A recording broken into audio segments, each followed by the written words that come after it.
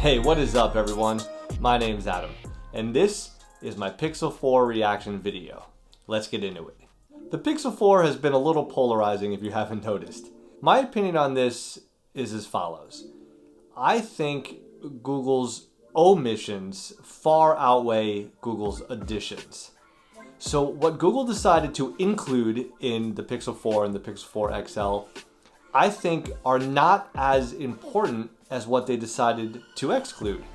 And that is where I think you get a lot of polarization in the tech world, because they're looking around at the competition, seeing what's already there and established in brands like Samsung and Apple, and then looking at Google and their Pixel phone and saying, well, why aren't these features in Google's flagship? So people end up actually talking more about what Google excluded versus what they included. And while some of these features are very exciting and have a lot of promise for the future, I'm still a little more disappointed in what's not in the phone as opposed to what's in the phone. Number one on the list is a 90 Hz OLED screen. Now, this screen, when I saw it today at the Verizon store, was really beautiful looking, both in terms of vibrancy as well as in smoothness of animations. And I think it's a welcome addition, and I hope all phones from here on out up their refresh rate to 90 Hz or 120 Hz. As a matter of fact, I even had the Pixel 3 next to the Pixel 4, and I was doing the similar same animation scrolling and whatnot, and the difference was noticeable. Now the negative to this is that while it's a very cool addition, I don't think it's an easy sell to the masses as a reason to buy the phone. And I'm going to use the iPad as an example here. I went to Best Buy a while back to pick up the iPad Pro. I knew it had 120 Hz refresh rate. I knew the screen was going to be really smooth. But nowhere in the sales process, when I was talking to the rep about the positives and negatives of the iPad, did he ever bring up the fact that it had 120 Hz refresh rate. It just wasn't a selling point that I guess maybe was either easily talked about or easily communicated or easily explained. So it was never even mentioned to me. And I feel like that's going to be the case here with the Pixel 4. It's very cool that they included it, but it's not exactly something that I think your average sales rep is going to either communicate or be able to explain to the average consumer, nor is the average consumer looking for this, because for their entire life, phones essentially have not had a 90 Hz refresh rate. I think the refresh rate on screens is still to the point where it's fairly new and obscure to a lot of consumers, so I don't necessarily know if this is going to be a huge selling point for people to go in and go pick up the Pixel. Next up on the list is radar. Yes, radar. There is radar in the Pixel 4. Now obviously, this is a really cool feature. I mean, the fact that this phone has radar, no other phone has radar, I think it has such potential for the future. But much like with the 90 Hz refresh rate, radar is also something that's not easily communicated to the average consumer as to the benefits of it. And what are some of the benefits of having radar in your phone? Well, the two that have been touted mostly are secure face unlock and motion gestures. Now, as always with this positive that I'm going to point out, there's a little negative spin to it. So secure face unlock, that is obviously a great feature, but other phones have secure face unlock, namely Apple's Face ID, and other phones have face unlock in general. Now, they're not as secure as the one that Google's implemented or Apple's implemented, but they still have it. So when the average consumer talks about a feature that they may be interested in, they're going to see a lot of phones that have just face unlock. And it's going to be up to the sales rep to disseminate this information that it's even more secure than your average face unlock. Now the question is anybody going to care? And is that going to be a feature that people are going to buy the phone for when other phones also have face unlock already? Now we get into motion gestures, which again, I think in the future has a lot of potential. There's some instances where you wouldn't want to touch your phone. Maybe you're cooking and your hands are just covered in food and you don't want to touch your phone to answer it, so you can wave your hand over it. or you want to skip a song, you can use a gesture to go forward or back. That is, I think, really cool. The question remains, is it a main selling point to the average consumer? Positive addition number 3 is the camera.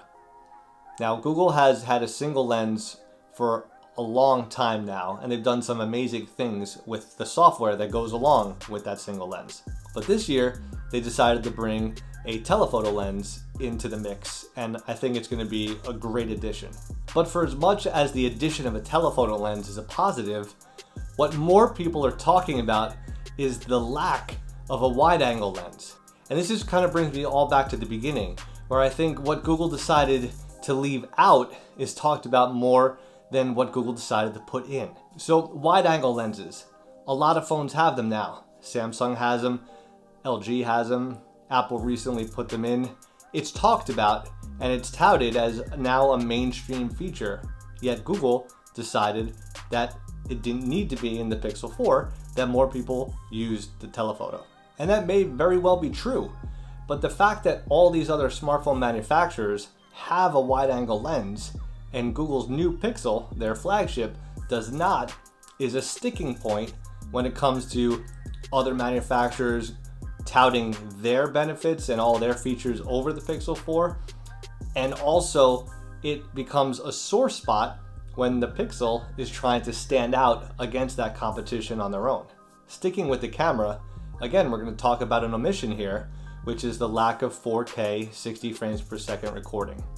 Now, Google also said that they didn't think a lot of people used 60 frames per second at 4K resolution, and it takes up a lot of memory, so they decided just to improve the HD recording. And they also might very well be accurate in those statements. However, everybody else for a long time has had 4K 60 frames per second recording. The lack of this feature, again, is talked more about than maybe the improvements that they put into 1080p recording. Point number 4 is the battery. Now, this doesn't necessarily look like it has much of a positive spin to it. From what I've seen, the Pixel 4 XL's battery looks to be pretty good, but there is a lot of concern about the regular Pixel 4 battery. The reason why I think this is going to be an issue for the Pixel is that Google's main competitors, at least the biggest name competitors, Apple and Samsung, both really nailed their batteries this year. And one other note about the battery, and this goes back to the first positive that they actually implemented that I talked about, which is the 90 Hz refresh rate on their screen, is that typically is a bit more of a battery drain than 60 Hz, which is the standard among most smartphones. So if you're not going to step up your battery game, but you're going to step up your display game, you might have some issues when it comes to getting through a full day with your battery. Next, we're going to talk design. And I know that design is subjective in terms of what one person thinks is good looking and what somebody else thinks is ugly. But in the case of the Pixel, where I want to go with design is not necessarily how the Pixel looks, because I think the Pixel looks pretty good. Where I come down on design is that when I look at the competition, and I think that's where Google has to look. And if they're not looking at the competition and their design, what are they doing? So in this instance, they decided to go very practical and make a phone that needed to have a larger bezel on the top in order to fit all of the radar and all the other sensors that go along with it. But if the average consumer walks into a store and looks at that phone and then looks at something like the Note 10, the Note 10 Plus, even the S10 or the S10 Plus or the iPhone, then there's a lot of stiff competition when it comes to good looking phones.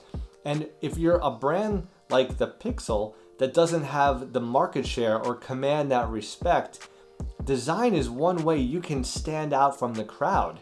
And in this instance, I think they dropped the ball. My issues with the Pixel 4 are less about the additions and more about the omissions. And in terms of the additions, are these new features really big selling points to the average consumer? And I fear that they're not going to be. And I want them to be, because I want the Pixel 4 to do well. What do you think? Is the Pixel 4 everything you wanted it to be? Are you a little disappointed? Are you really disappointed? Are you somewhere in between? Let me know in the comments below. And if you like this video, and you want to see more, hit subscribe and the notification bell so you don't miss any of my next videos. Thanks so much for watching, and I'm looking forward to seeing you in the next one.